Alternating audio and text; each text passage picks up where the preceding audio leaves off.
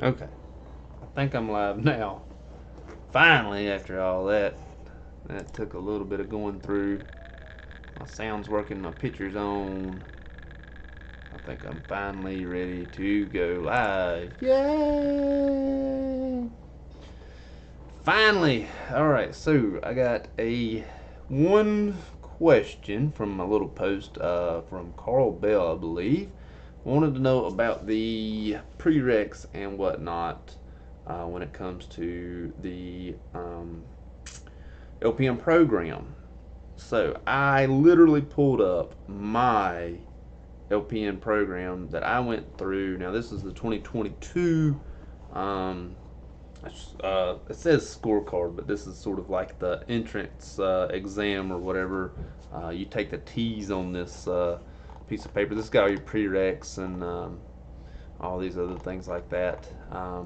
Your points for getting in. Anyways, it's got your prereqs listed. Um, Now I remember taking, if I'm not mistaken, I took 163 basic anatomy and physiology. I had the option of either doing this or the 168, 169.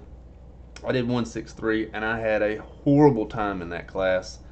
I am absolutely not very good at anatomy and physiology. I just don't know the names of things. I don't know how to name things.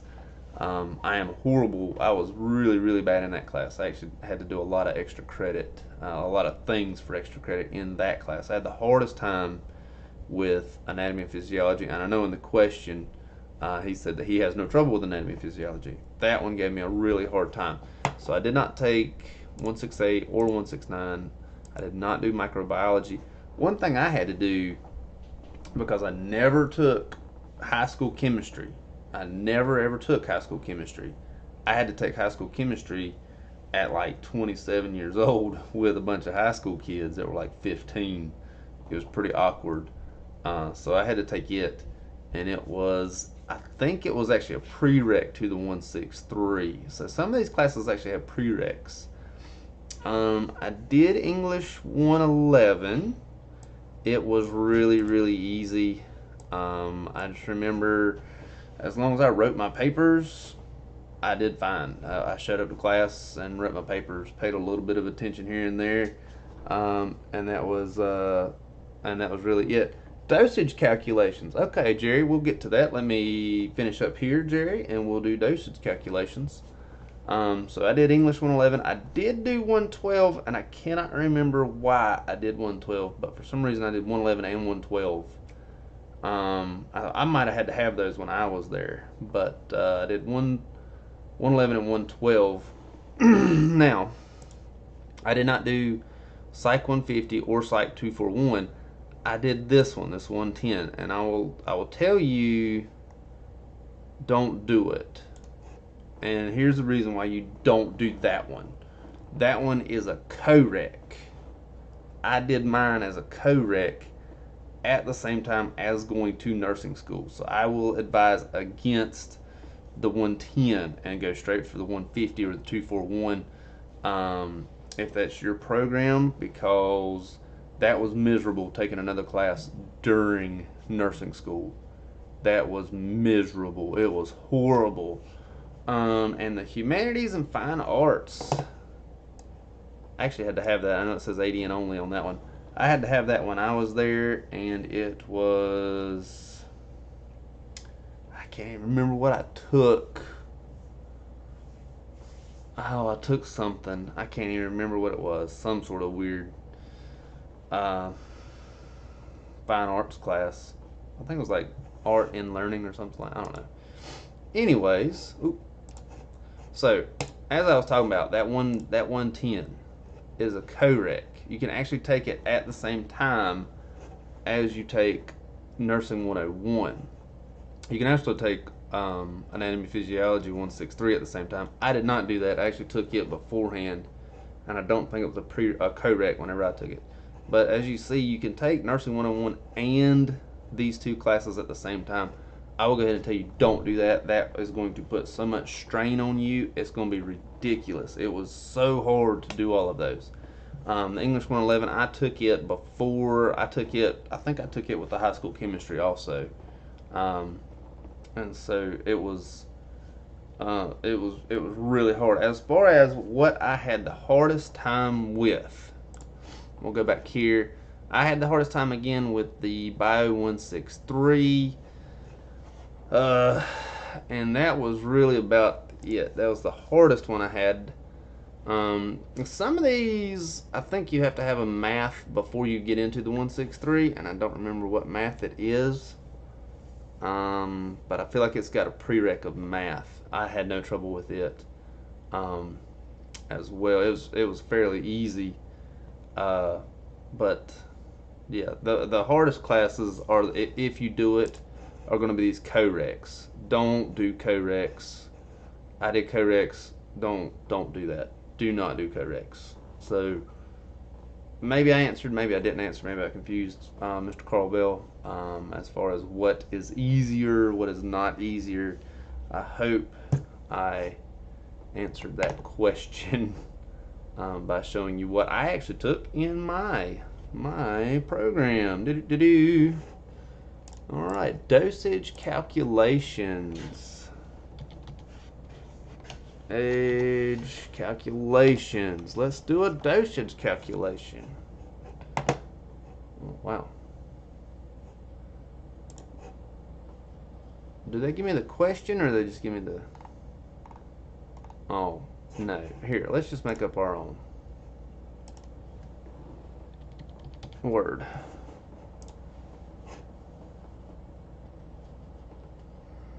Because that's not going to help us at all.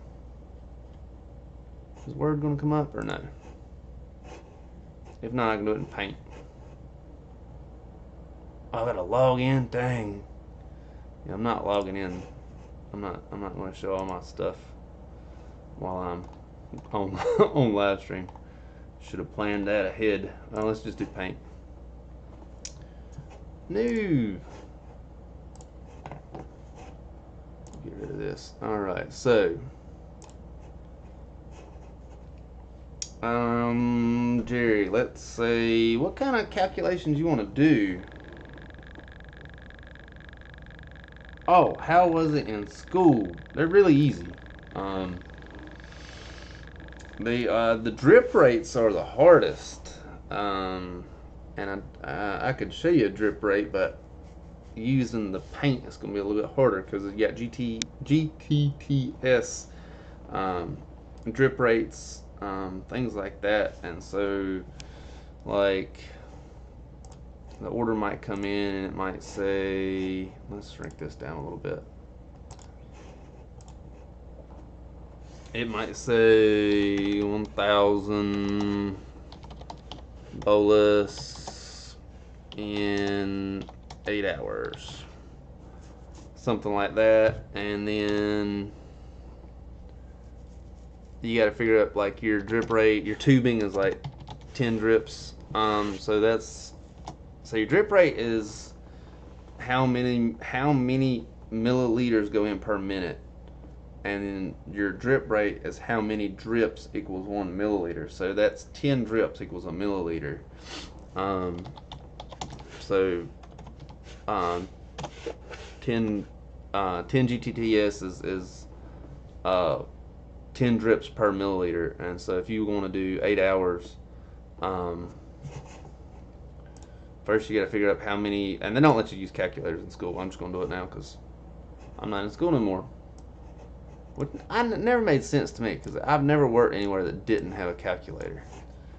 Alright, so you say 1,000 and you go into 8 hours, and so you got 125 milliliters per hour, and then you got your 125 milliliters per hour, and then your tubing is 10 drips per milliliter, and so it's 125 per hour, and that's divided by 60 because it's 60 is an hour, 60 minutes is an hour. So you need 2 mils per minute, so you're looking at either 20 or 21 drips per minute. I'm not exactly sure what that means, and that might be somebody trying to scam us, I guess. I don't know this latest comment. Um, anyways, those are your hardest. Those are your hardest dosage calculations, or the drip rates, and the finding out things like that. They're really not that hard.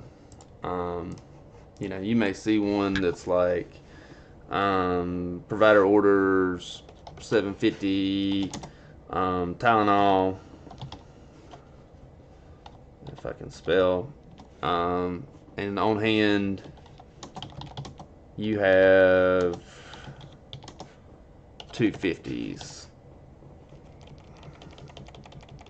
Let me get that I out of there.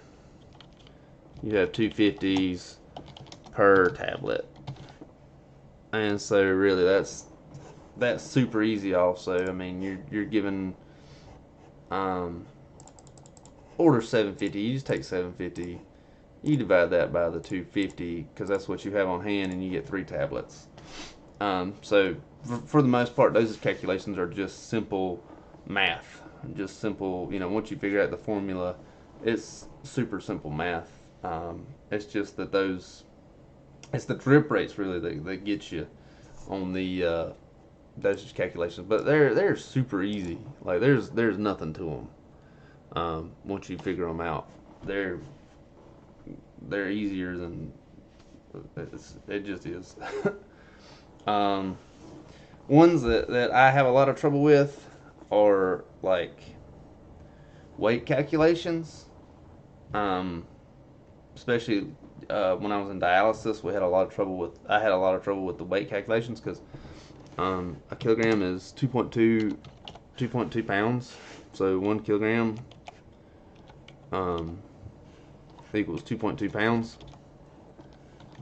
And so in milliliters, it's 1 pound is 454. Oh, I'm sorry, 1 kilogram is 454 ounces. And so once you learn these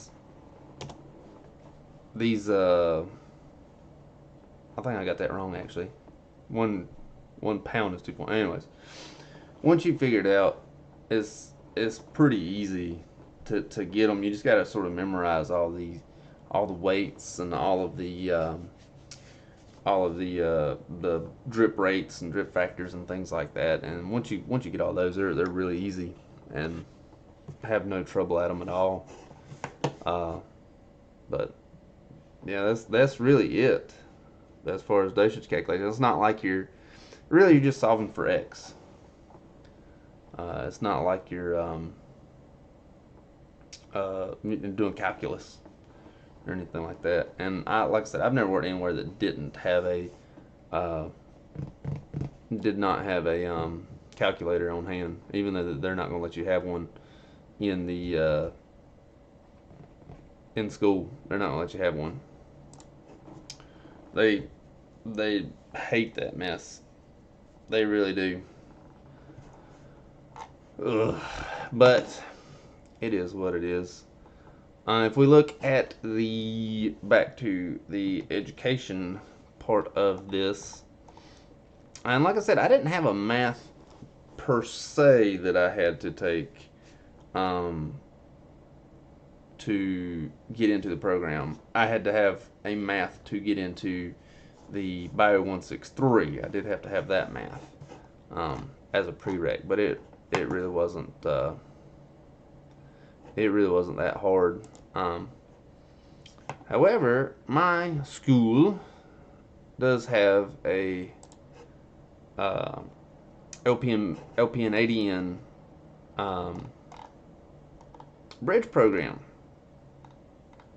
And so let's take a look at that. So we can go back over the prereqs.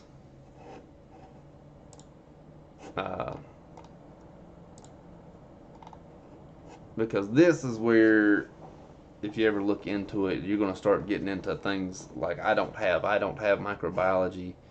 I don't have general microbiology. I don't have any of these classes. I might have I might have took that art history. Might have been the one that I took. But I have no idea what any of these classes are. I didn't take any of them. I didn't take music appreciation.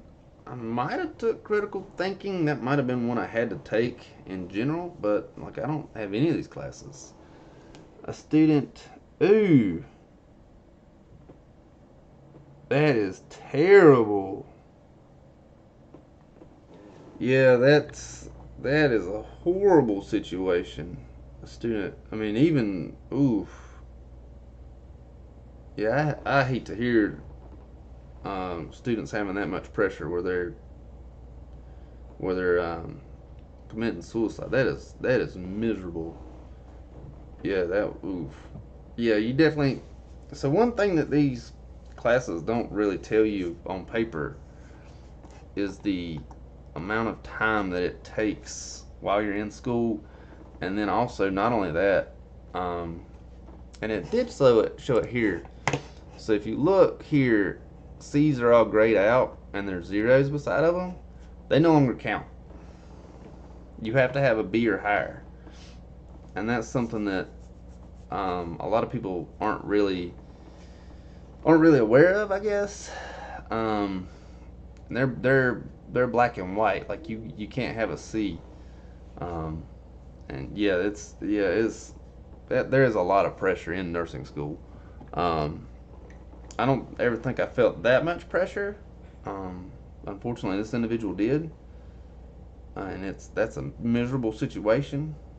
Um, but yeah,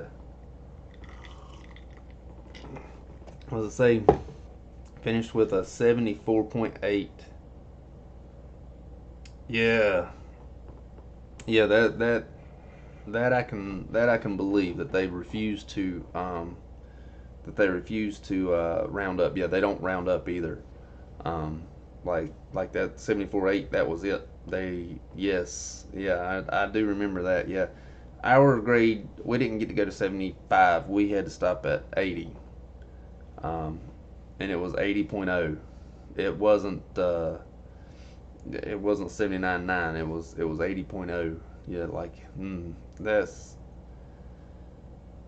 man, I really hate that. Unfortunately, yeah, that's how it is. That's yeah, the rounding up is true. That's unfortunate. That is how they do.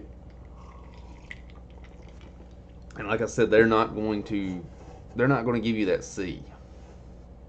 Um, they're just not. So any of these classes that you get a C in, if a C happens to be, that magical 79.9 number or whatever it is, you're getting no credit for that. And you're gonna have to redo it.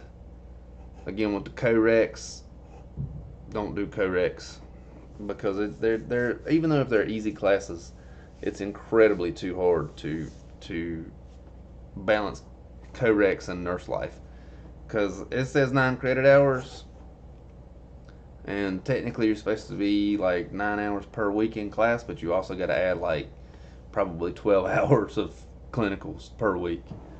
You have no time. I mean, that's what 9 plus 12 is what 21. So you're looking at 21 hours in school. Plus, if you're working a 40-hour a week job, you're looking at 61 hours gone. I mean, yeah, you don't really want co-recs on that. Yeah, it's no, do not want that at all. Do I see myself going for my RN? I keep telling myself I'm going to go for my RN. I do. I keep telling myself that, and then I never do it. But my end goal is FNP. I would like to go into pediatric FNP is what I want to go into. But I keep telling myself I will. And the reason why I will go to this particular program, this is like I said, this is the school that I went to. The entire classroom on this is online. So with the entire classroom on this being online, I would definitely do it. And then clinicals, you got to meet it, the site for clinicals. But I would definitely do the school that I went to. online, and I'm sure that they're not the only ones. I mean, this is a tiny little school that's here local that does all this, so it would be easy for me to just go here since all my stuff came from there anyways. Do the LPN BSN and save time. Or right now, I think I'd have to go to Arkansas State for that one. Do the LPN. I made a video on that too, and I cannot remember what it's called. I did a bunch of research on that one for that video. That LPN to BSN program. It's called Ribbon, I think.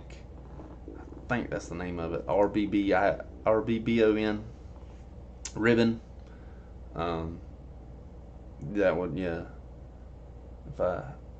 If I ever decided to do it, I don't know that I would do that though, or if I would just go straight to like a 4-year university and see if I could transfer in and save some time that way. I don't know. I don't know if you can even do that. I don't know if you can transfer in as like a graduate of a community college and transfer in and take 3 years of nursing or 2 years of nursing, whatever you could get by with. That would be the ticket there. It sure would be. Excuse me. We had a school locally that was called Virginia Institute. I think it was called Virginia Institute of Technology, something like that. It was one of those for-profit schools, and one of the providers I worked for got her FNP from that school, and then was it 2018 or whatever, when everybody went out of business, when the for-profit schools collapsed. She was at that school. They let her finish, and then the school shut down. So that sucks. You know, that's a terrible situation for them. Terrible situation for her, but yeah, it, save time. Do you think one should challenge the board?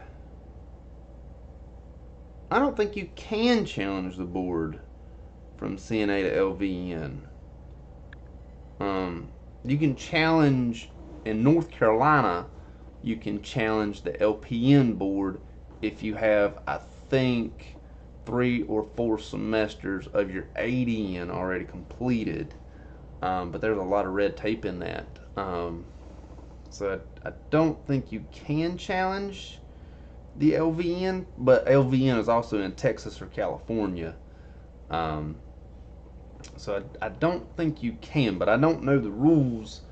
Like I said, I'm not in Texas or California. I don't think you can. They do in California. Okay, so if you can in California, I mean, I don't see why not. I don't know if there's a limit on times. Like if you say, if I challenge it this time, I don't get another shot again in 15 years or whatever. So let's go ahead and let's look it up.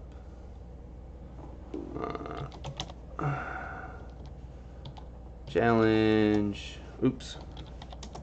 LVN. Luckily, Google will respell things correct for me. CNAs with 5 years experience can challenge the LVN in California, but only restricted to California work. Am I planning to update to RN? Ton, probably my oldest subscriber in history. Thank you, Ton, for watching. Much love to you out there in Canada. Oh hey, yeah, up there in Canada. Yes, I do plan on getting it eventually, but I don't know that I will. Anyways, back to the California LVN. Man, you left with only 3 months left of your LPN program in Canada. I hate that for you, man. I was rooting for you. I know it was several years ago. I was rooting for you back then.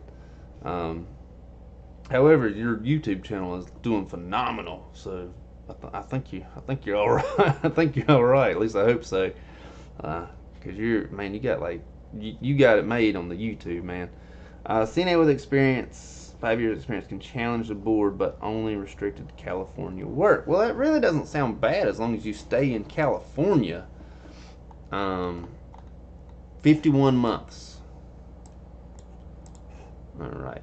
Inpatient bedside. Um, in all honesty, I had 6 years of CNA work. And I would have challenged the LPN exam had I been able to challenge it. I did not realize that this was a thing. I should have gone out to California to do this mess. Um, I'm reading pretty quick, so I'll probably miss some things. But man, that yeah, I do not see why this would be a bad thing at all. To be quite honest with you, even though you're restricted to California work, I mean, unless you plan on traveling, I would do it in a heartbeat. Like I don't plan on leaving North Carolina